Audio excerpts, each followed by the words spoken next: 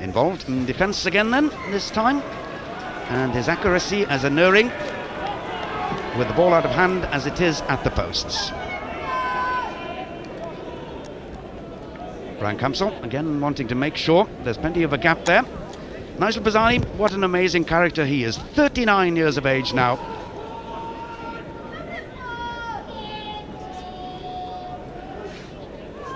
Again, some barging, but again Milano goes in there. But anyway, it wasn't straight, says the referee.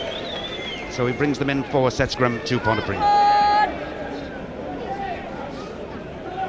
Brian Campsell, I know, had been looking forward to this visit to Wales.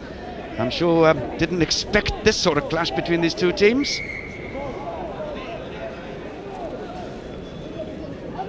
More bother on this side between Nilainen, as we see, and Kotita. That's an enormous battle going in there. But it's Properzi, the prop on the other side of the scrum, who's penalised. Milan, not 10 metres back. Phil John for Pontypridd. In inimitable style, setting up the charge for them. Richie Collins. No space for Neil Jenkins. So Matthew Lloyd takes it on. Again, the ball is killed there by Milan. Diving in on the ball and killing it. And spoiling this game as a spectacle for this crowd at Sardis Road, who've looked forward with such great anticipation to this day.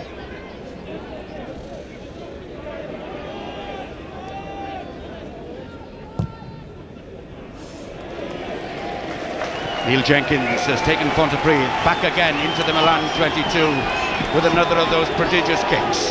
The crowd at Sardis Road lifting their side now, looking for the first try of this game.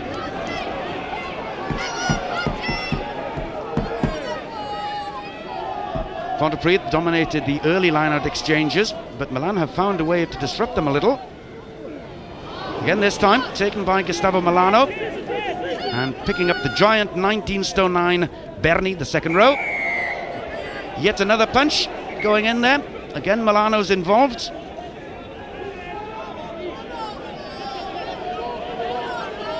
Well, Milano is exacting his own revenge on what he sees as wrongdoings going on in this game, Mike.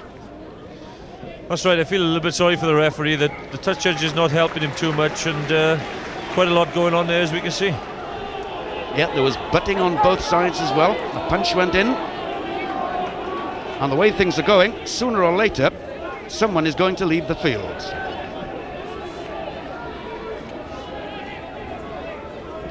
Maringoni just checking with Bonomi, his scrum halfman, where he wants this one.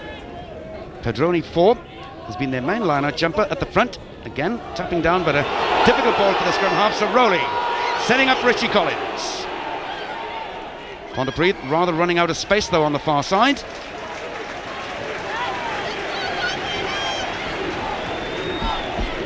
And do you think now maybe in the line-out that it might be worth Pontypridd bringing the changes a little bit, getting some 2- and 3-man lines?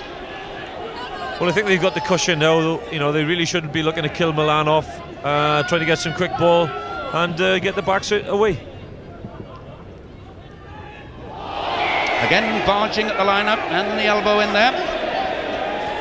Yet another penalty. The enormous man, Berni. I think he's been to a few Berni-ins in his time by the look of him.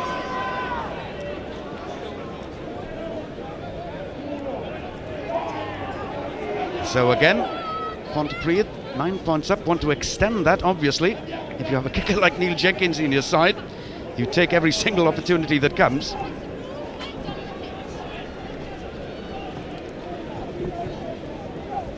As we see the incident again, Mike.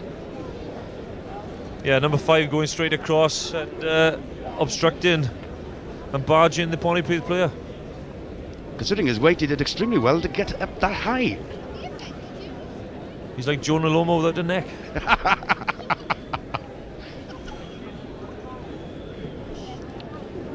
Neil Jenkins going on and on then, but as ever, his preparation is meticulous.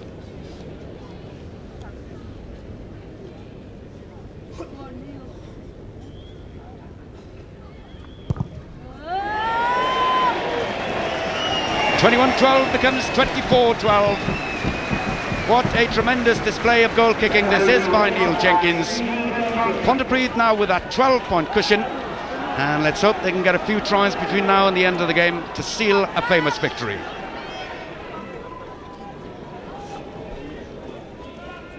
Nasty ball for Paul John, but taking his time and as accurate as ever with the left boot.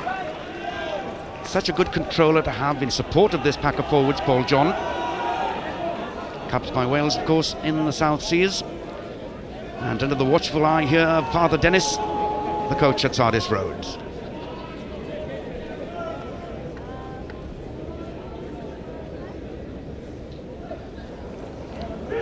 The timing at the jump there by Milan was much better than Pontypridd's. And Milan now trying the Pontypridd speciality of the rolling maul. That's beautifully rolled.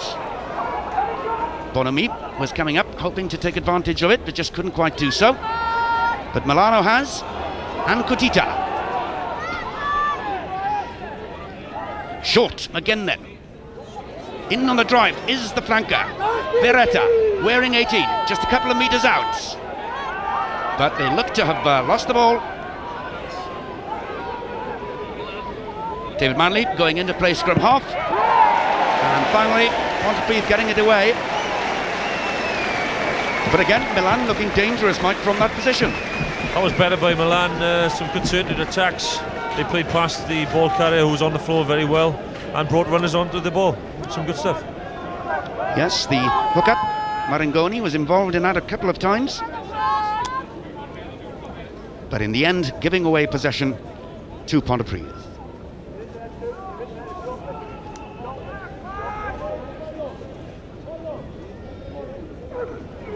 Tapped down again at the front by Pierpaolo Pedroni. The Pontypridd line-out forwards really started off this game tremendously well, but you must give credit to Milan. They've spoilt the work of the two men, Prosser and Rowley, and have managed to get the odd ball of their own as well. Again is Marangoni into the line-outs. Again for Milano at the back. Massimo Kutita and Marangoni joining together to look to keep it alive.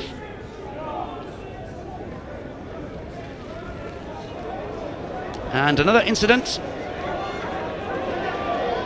Massimo Kutita being called to him. And also Giovanelli, the flanker, who was one of those warned in the first half.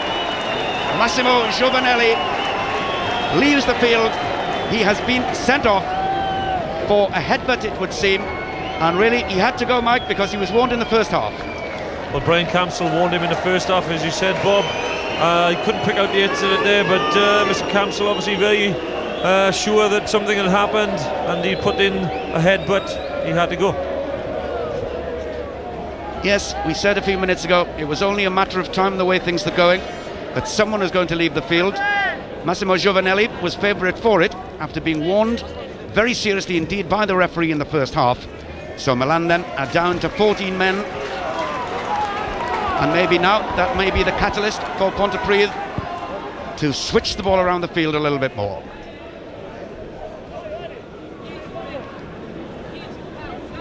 Gustavo Milano, the player coach, Berni and Pedroni, the second row forwards.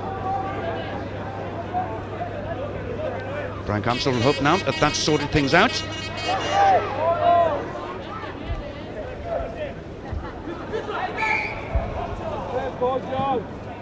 Little knock on, so they'll have to come in for a scrum there.